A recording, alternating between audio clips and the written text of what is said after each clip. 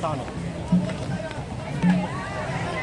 咁啊，輝煌咩輝煌名翻嚟啦，你一睇就知啦，你睇要你睇晒啦，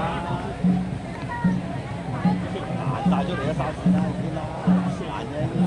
早啊，13。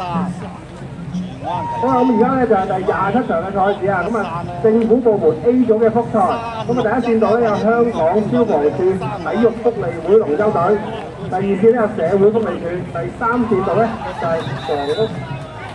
6線去立得唔夠犀利咯，買嘢。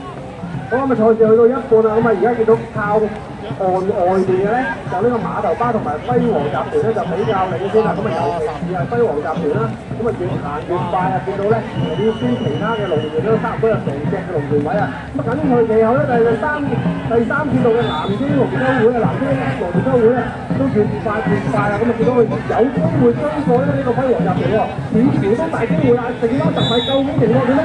哇！第3號線道南京越嚟越快，哇！好難講啊呢場賽事，好近啊！呢個輝煌同埋南京咧，簡直真係差之毫釐啊！眼就睇唔到啦。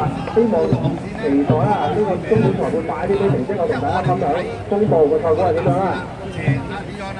見到嗰個龍舟隊都非常之旗鼓相當啊！我哋而家咧企喺呢個終點處咧，都唔係好肉眼都唔係好分得清究竟邊一個係第一名啊！